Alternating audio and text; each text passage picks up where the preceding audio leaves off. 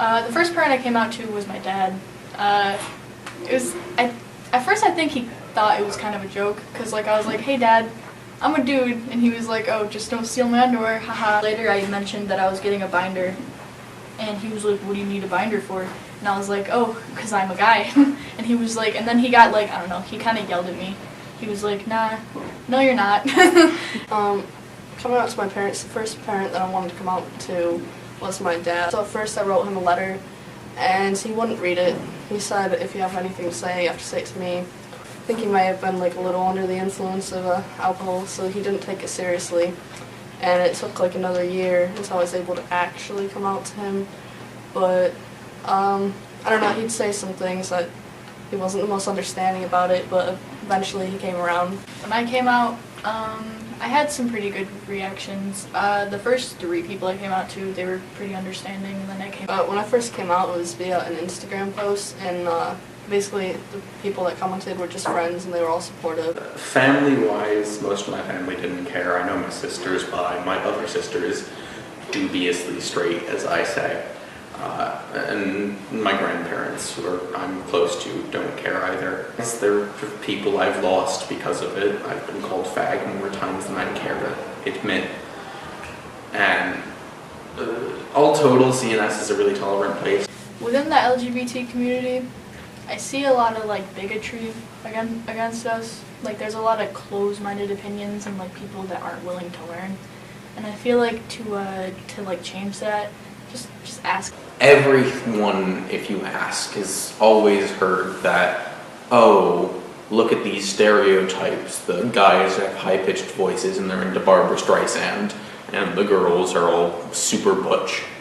And that's not true, as always. Another big thing is how, like, the community treats a lot of LGBT people as, like, a marvel.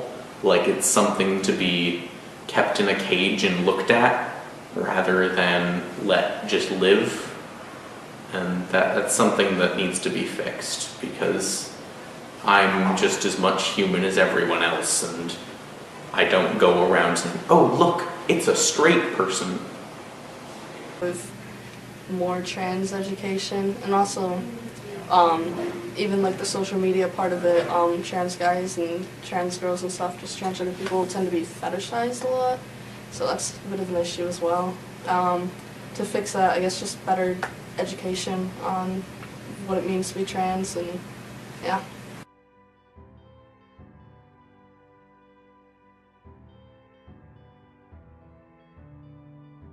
I have seen members of the LGBT community all around school and obviously around my community. My friends and I, or I'll see other people just joking around about it. And I know that you laugh at the moment, but sometimes like you don't realize that it could actually hurt them. I support them 100%. Like if you love who you are who you are, and you're not hurting anybody, then why should I care?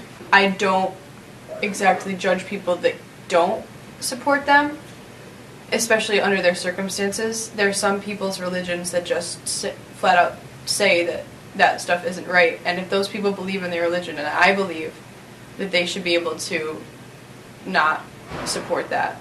I think they're bullied because they're different, and I think specific people within the community are overly expressive of it and kind of give a bad rep for the rest of the people who don't really want anybody else to be different, because they want everybody to kind of conform to the same, I guess, social standard. I think that we could all do a better job of making people that are part of that community feel less like they're someone else, like a subgroup. I think that sometimes we make it seem like we say like you're a part of the LGBT community, but in reality you're just a human. It doesn't matter like who you are, what group you are with. We're all the same, and we shouldn't make people feel like they're ostracized because of it. And try to extend your friendliness, I guess, even if it seems, even if they seem different, don't treat them like they're anybody else but your friend.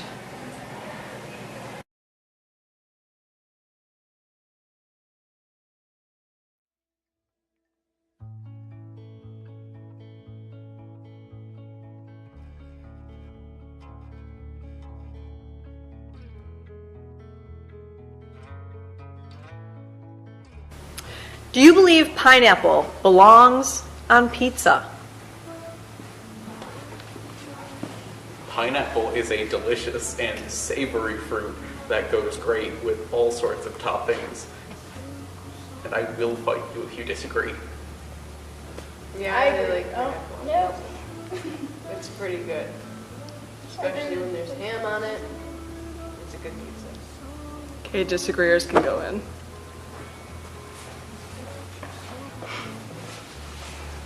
Put a BS juice down here. It's pretty gross, to be honest. It's too watery and too sweet to be on a savory pizza. Do you think everyone has the right to love whoever they want?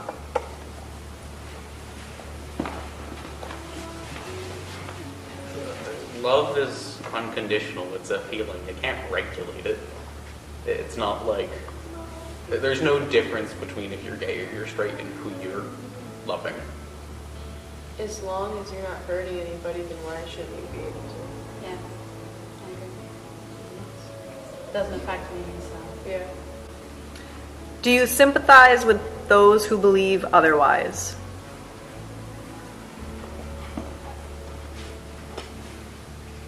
I kind of do because, like, for some people it was just how they were raised. Like, they don't really know any better. But then there's, like, the adults who, like, do know better. Like, it's just, like, human decency.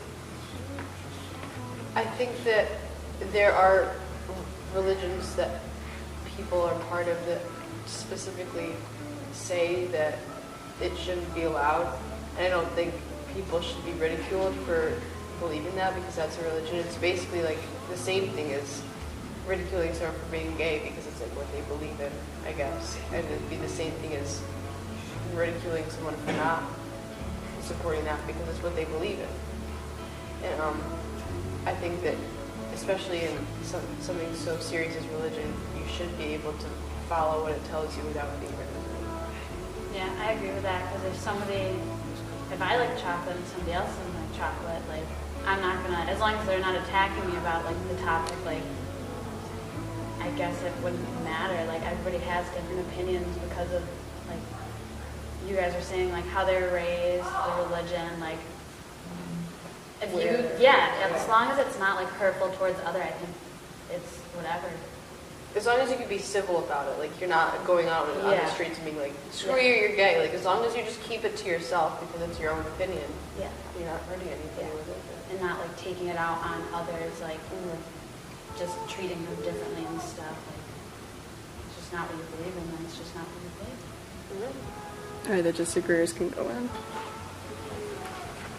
So, prefacing my opinion, the majority of my theological study has gone through the lens of Christianity and specifically Catholicism, Lutheranism.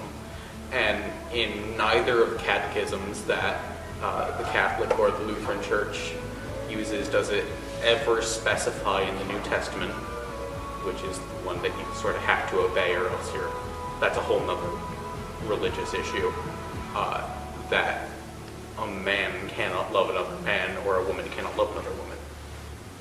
And to believe otherwise, and having spoken to multiple pastors and priests that agree with this viewpoint, there is no...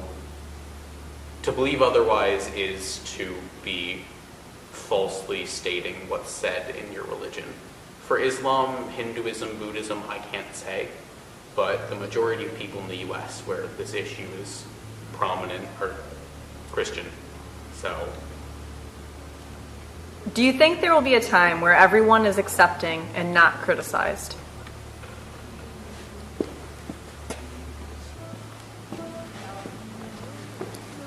Nobody else is going to sit with me. I think that it's important to look at how far we've come. And so, while it may not be in my lifetime that we see this acceptance, I do hope that my nieces and nephews get to experience it. All right, disagreeers?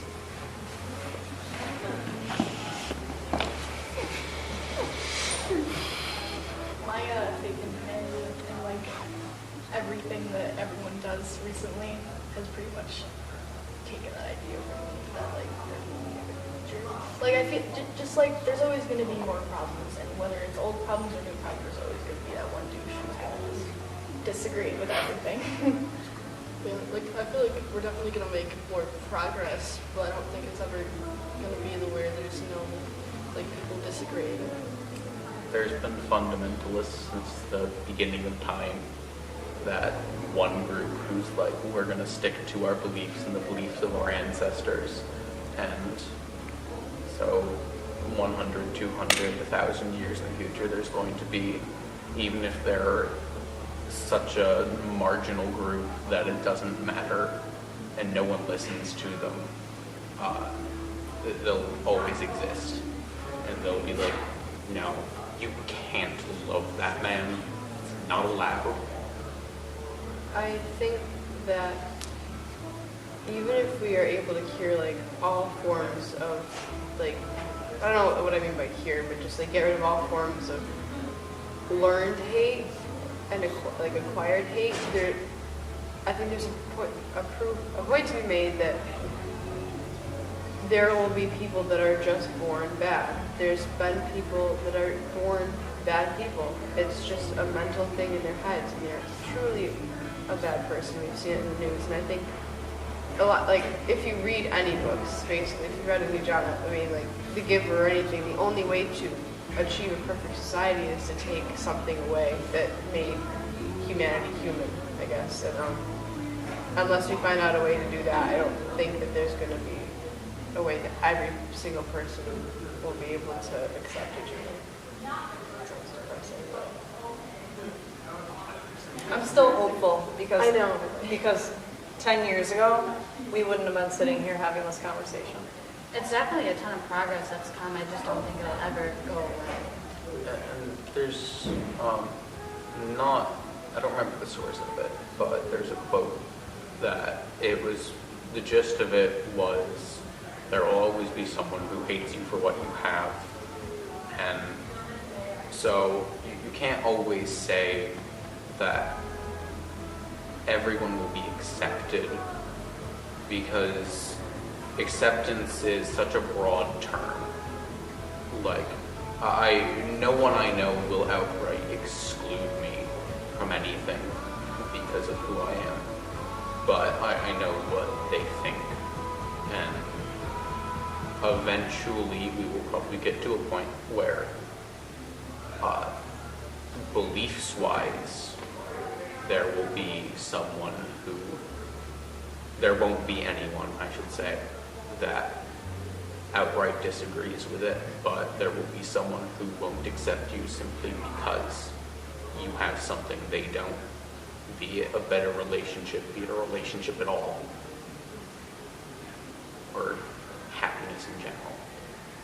I definitely think it doesn't just apply to sexuality. I think it's definitely like some people just won't accept you for what you have or what you're lacking, whether that be like materialistic or personality-wise. But I do give Shirley a lot of credit for being hopeful, because I think it's kind of funny, like we can see the difference in like all of our generation, like the younger kids think no, but like, I don't know, it'd be cool to see what other like people her age would think, because maybe there's a difference. Maybe we've just been raised in this media storm of how bad everything is, that we don't realize that there's really more good than we think there is. So maybe there's that difference. Look at Doc Reed. He's been going at this for the past 50 some odd years. You can't really keep going if you don't hope.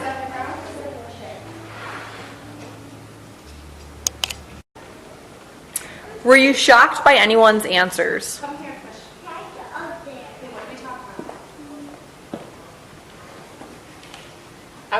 I find it interesting how Shirley thought that there would be a time where there isn't any more hate, because I honestly didn't think anybody would believe that. I thought everybody had that slightly pessimistic view of the human race, but it kind of gave me a little bit hope that like if one person believes that there might be a better world, then maybe more people do. Maybe I will one day. All right, disagreeers. You might much everybody's answer was pretty positive concerning these kind of things, and I just sort of assume the best in people. Nah, I know all these people except Cody, but I know of Cody.